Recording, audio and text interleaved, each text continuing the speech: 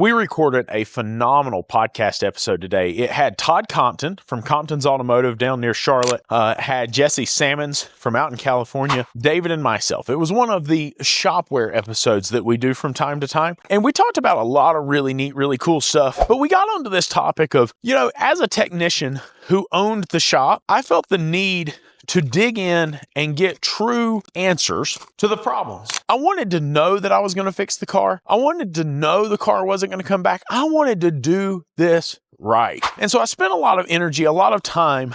And I think that it is unreasonable to ask or expect of one of my technicians to put as much effort as I did in, right? I would go home and I would review the diagrams and I would search operations and how the system was designed. And I would dig into it and I would really go to the next level to understand it. I'd get on diag.net. I'd get on all of these resources and research and read, and I'd get on forums and I'd understand how other people were experiencing the issue. Even though I knew that the forums weren't a good resource for the information, I did know that if I could understand the failures and the patterns and what parts people were putting on the car. And so I really worked hard to make sure I built accurate estimates that met the needs of my consumers. And so I knew I was right. But you see, here's the thing that we talked about today is that level of expectation and that level of thoroughness and detail, many consumers aren't willing to pay for that.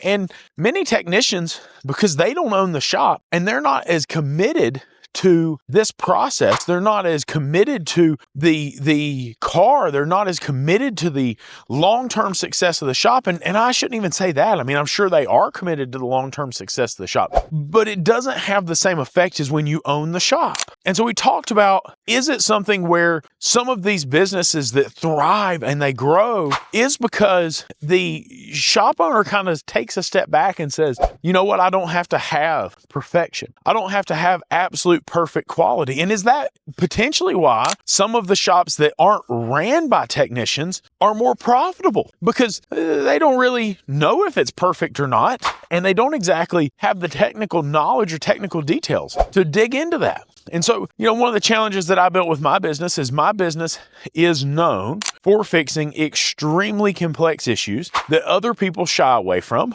because I enjoyed the challenge. I pushed all that stuff away. I pushed the easy stuff, the brakes and the oil changes and the suspension work and all the stuff that actually makes money. And I took all the hard work, right? The things that the other shop said, you're going to have to take that to the dealer. Nobody else can fix that. And the dealer couldn't fix it. And yet it ended up at my shop and I was fixing it. There's a lot that goes into that mindset. There's a lot that goes into fixing those problem vehicles. And oftentimes what you'll find is in the consumer's eyes, that's not worth what it takes financially. And a lot of times when you look at it from the consumer's perspective, they're not willing to invest financially into that. They're not willing to pay for that. And so here's where I'm going with this.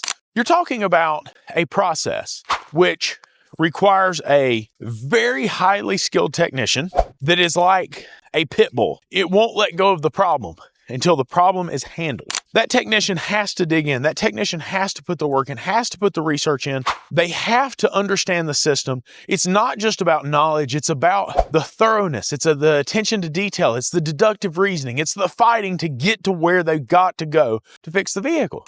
And it's really hard to convince a consumer to pay for that, for one. And B, it's even harder to find the technician that can do that. And so if we don't have the technicians that can do it, the consumer doesn't want to pay for it, it makes it, in my opinion, a little bit of an unsustainable business model. I don't know.